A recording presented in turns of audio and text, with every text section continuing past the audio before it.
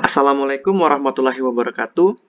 Perkenalkan saya Dwiki Hernanto dengan NIM 18.000.18.024, Praktikum STBI, slot Kamis jam 15.00. Pada kesempatan kali ini, saya akan menjelaskan terkait postes pertemuan 1. Di sini sudah terdapat sintaks atau codingan yang telah saya benarkan dari modul. Di line ketiga, terdapat fungsi preprocessing, yang dimana nanti fungsi preprocessing ini akan digunakan dalam proses preprocessing.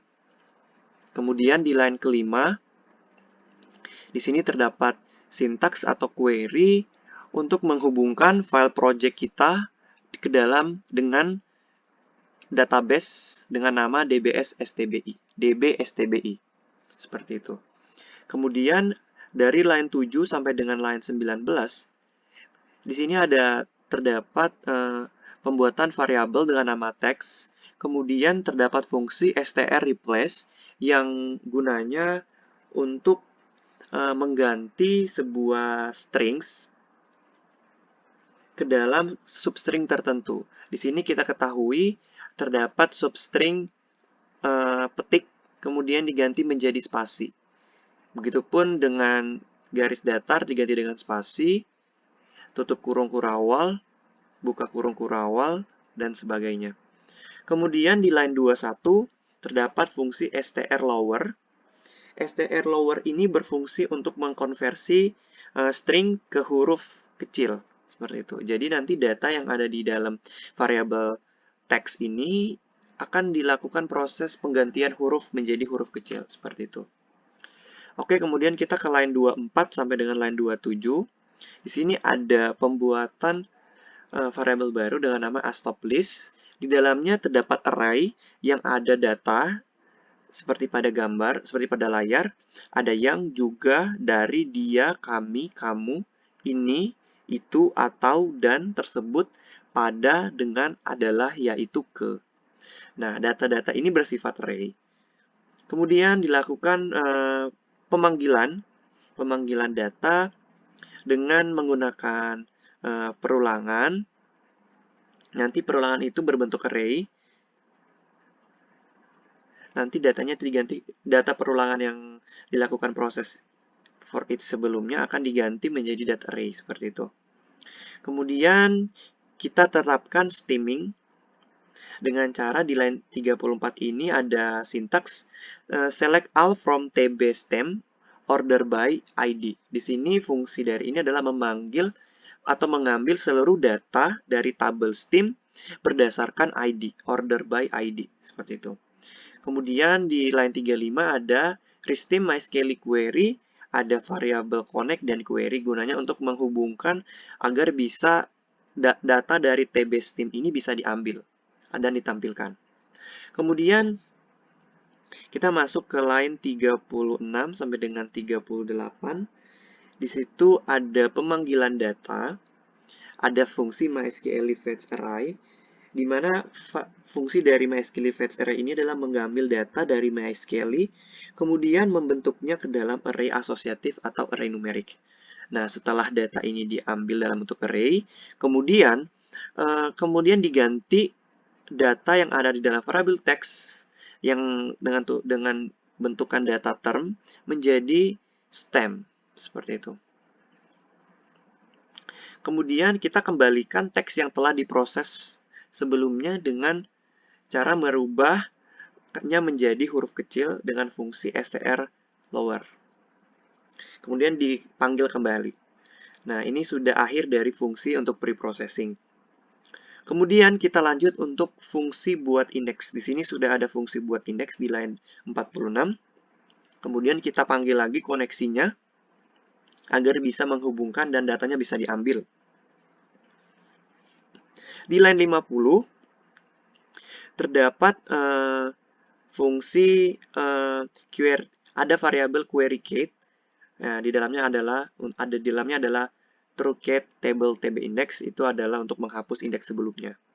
Kemudian di line 53 sampai dengan 55 di sini ada sintaks adalah query select all from TB berita order by ID. Fungsinya kurang lebih sama, mengambil seluruh data yang ada di dalam tabel berita berdasarkan ID-nya. Kemudian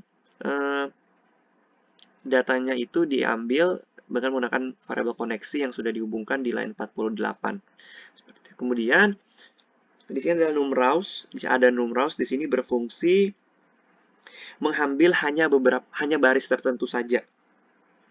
Seperti itu. Jadi ada fungsi juga MySQL numRows, itu adalah untuk mengetahui seberapa banyak baris data atau baris data yang ada dalam query yang kita lakukan yang ada di dalam database, seperti itu. Kemudian kita cetak atau kita tampilkan, di dalamnya ada mengindeks sebanyak numRows. Jadi datanya nanti akan dikalkulasikan di sini.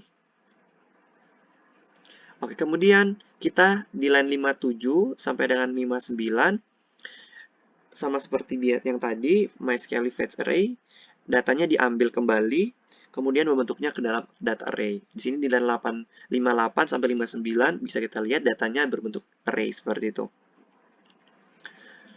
Kemudian kita terapkan pre-processing. Jadi fungsi pre-processing yang di atas yang sebelumnya telah dilakukan, yang telah ada itu nanti diambil dan dipanggil ke dalam fungsi buat indeks ini. Kemudian simpan ke invert index. Oke, kemudian di line 69 di sini adalah untuk menghitung data yang ada di tabel index, di mana data term sama dengan data berita yang telah dilakukan proses pemanggilan pada line 64 sampai dengan 66. Seperti itu. Nanti datanya akan dihitung kembali dengan MySQL numRows. Kemudian di sini ada kondisi di mana jika numRows-nya itu lebih dari 0, maka data dihitung